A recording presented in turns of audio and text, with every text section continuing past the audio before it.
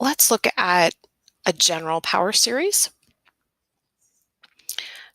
We can center a power series somewhere other than just at x. We can talk about a power series centered at x equals a.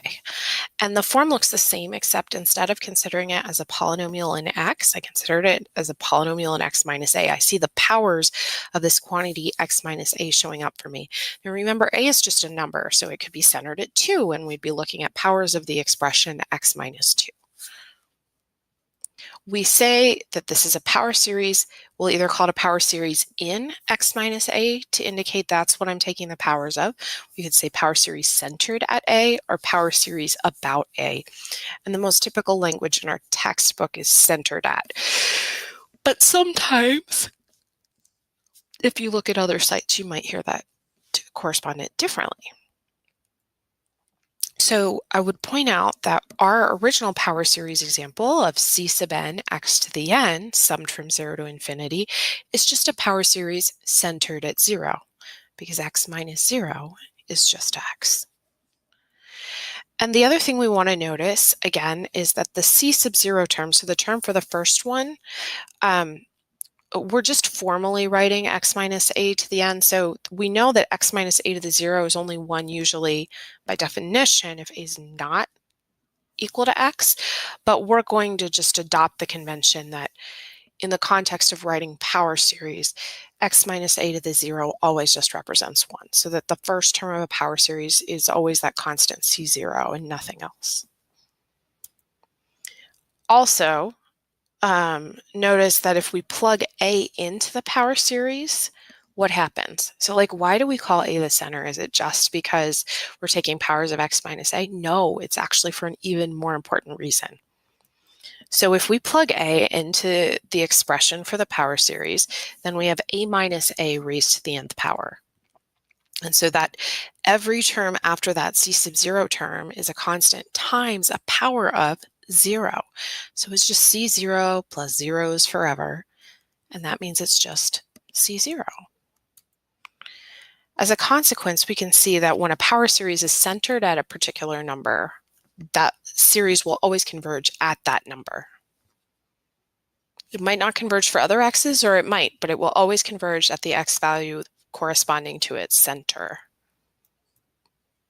Which leads us to the concept of interval of convergence.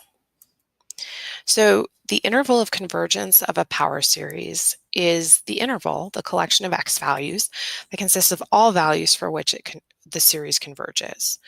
So let's look at an example. We considered x to the n over n plus 1, and we had this interval, closed bracket, -1 to 1, that was the interval of convergence. As a second example, consider x to the n over n factorial. In order to find the interval of convergence, we're going to apply the ratio test because we see a factorial showing up, so the ratio test is always the best choice. Therefore, I'm going to take the limit of x to the n plus 1 over n plus 1 factorial divided by x to the n over n factorial, absolute value of that. Again, I'm going to rewrite it with the denominator flipped and then sort them so I've got the x terms over each other and the factorial terms over one another. X to the n plus 1 over x to the n is the absolute value of x, while n factorial over n plus 1 factorial is the other part I have. But that reduces, n plus 1 factorial just means take n plus 1 and multiply it by all the numbers below it. Well, those would be the numbers n on down.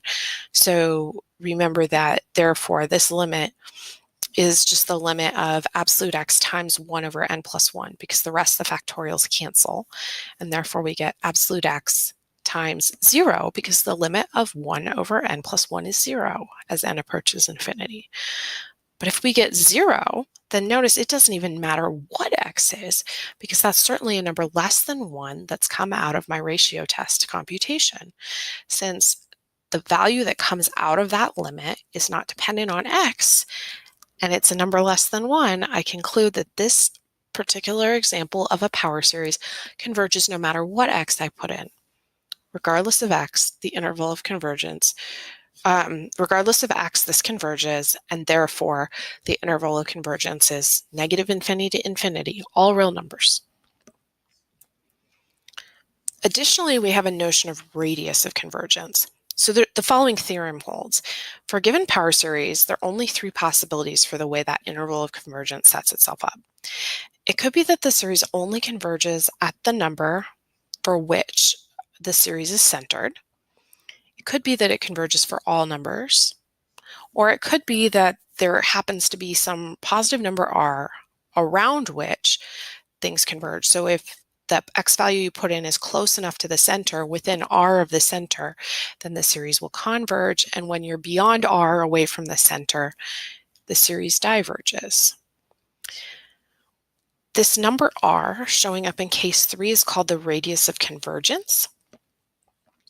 And by convention, we therefore, in order to talk about radius of convergence for the other two cases, say the radius of convergence is 0 when there's only one number for which it converges.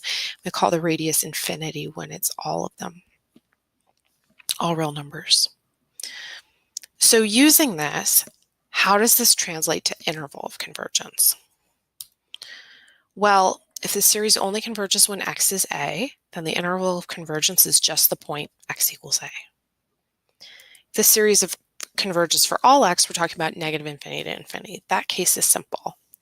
The third one is where it's a little trickier, because when we have this radius around which x minus a will converge if it's less than that number, then we can rewrite that inequality, absolute x minus a less than r, as a minus r less than x less than a plus r. All I've done there is I've set x minus a less than a greater than negative r and less than positive r, and then I added a to those two terms. But this theorem doesn't tell me what happens at the endpoints. Notice the theorem doesn't say what happens when you are equal to the value of the radius of convergence. And so you're always going to have to test those endpoints separately. And when you do that, there are four cases that could happen. It could be that neither one of the endpoints is a place where the series converges, or that one of the two endpoints is a place where the series converges, or that it converges at both endpoints. We saw an example, the first series I showed, where it did converge at one of the endpoints and not the other one. It converged at -1, but not at +1. So that's a summary of some basic things about power series and what we mean by interval and radius of convergence.